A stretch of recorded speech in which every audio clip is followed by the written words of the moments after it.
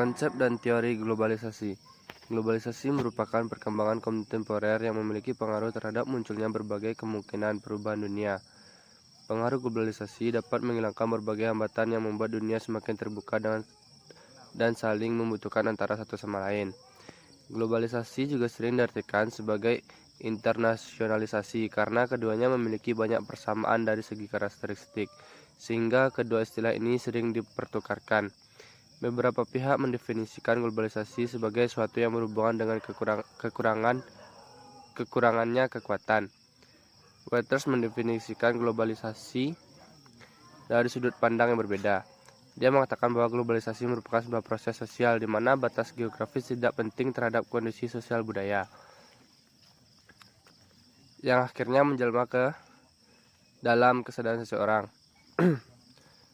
Tomlinson mendefinisikan globalisasi sebagai suatu penyusutan jarak yang ditempuh dan pengurangan waktu yang diambil dalam menjalankan berbagai aktivitas sehari-hari, baik secara fisik seperti perjalanan melalui udara, secara perwakilan seperti hantaran informasi dan gambar menggunakan media elektronik untuk menyeberangi mereka. Sikap dalam menghadapi pengaruh globalisasi. Yang pertama yaitu memahami dan mengamalkan nilai-nilai Pancasila. Pancasila merupakan dasar dan ideologi negara. Pancasila juga mengandung nilai-nilai keluhuran bangsa Indonesia.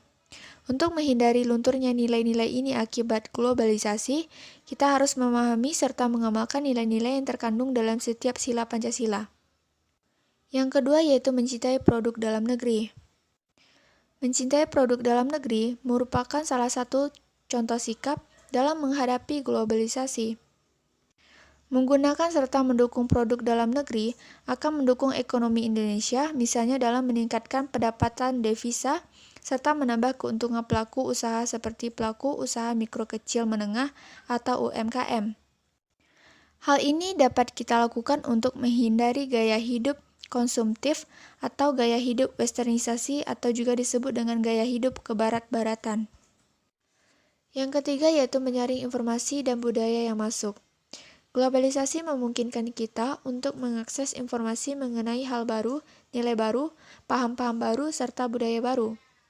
Untuk itu, kita perlu menyaring segala sesuatu yang kita dapatkan dari internet, apakah memiliki dampak positif atau sebaliknya. Yang keempat yaitu melestarikan kebudayaan dan tradisi. Salah satu contoh sikap dalam menghadapi globalisasi lainnya adalah melestarikan kebudayaan serta tradisi yang telah diwariskan secara turun-temurun oleh generasi sebelumnya. Dengan melestarikan kebudayaan serta tradisi ini dapat membuat sebuah kebudayaan atau tradisi takkan luntur atau punah akibat tergerus arus globalisasi. Yang kelima yaitu memupuk nilai nasionalisme dalam diri. Dengan menjunjung tinggi nilai nasionalisme dalam diri kita, nilai tersebut akan menjadi pedoman untuk kita dalam bersikap bijak dalam menghadapi globalisasi. Dampak positif globalisasi di Indonesia. Dampak positif globalisasi dalam kehidupan bangsa Indonesia adalah 1. Perubahan tata nilai dan sikap. Adanya globalisasi dalam budaya menyebabkan pergeseran nilai dan sikap masyarakat yang semua irasional menjadi rasional. 2. Berkembangnya ilmu pengetahuan dan teknologi. Dengan berkembangnya ilmu pengetahuan dan teknologi, masyarakat menjadi lebih mudah dalam beraktivitas dan mendorong untuk berpikir lebih maju. 3. Tingkat kehidupan yang lebih baik. Dibukanya industri yang memproduksi alat-alat komunikasi dan transportasi yang canggih merupakan salah satu usaha mengurangi pengangguran dan meningkatkan taraf hidup masyarakat. Dampak positif globalisasi dalam kehidupan bangsa Indonesia adalah A. Globalisasi bidang hukum, pertahanan, dan keamanan. 1. Semakin menguatnya supremasi hukum, demokratisasi, dan tuntutan terhadap dilaksanakannya hak-hak asasi manusia.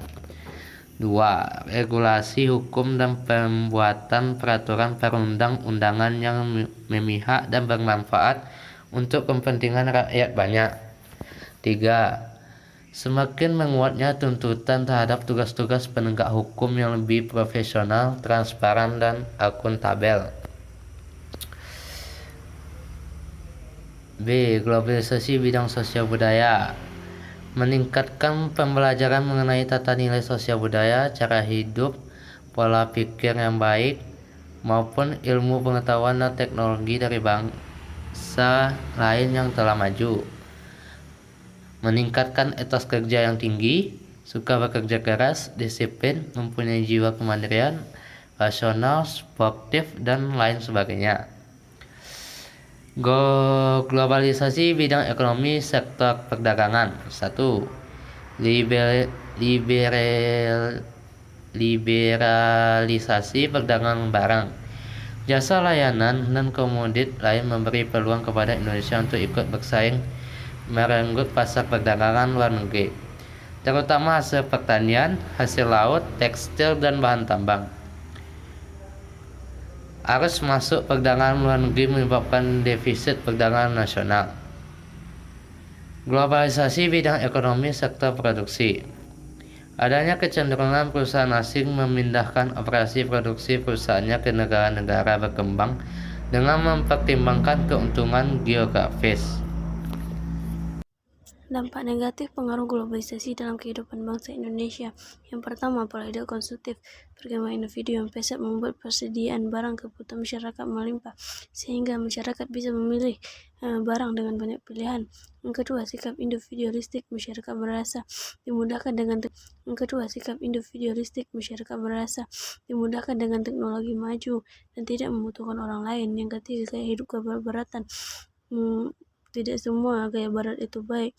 Salah satu gaya barat yaitu melawan kepada orang tua, kehidupan bebas remaja, dan lain-lain.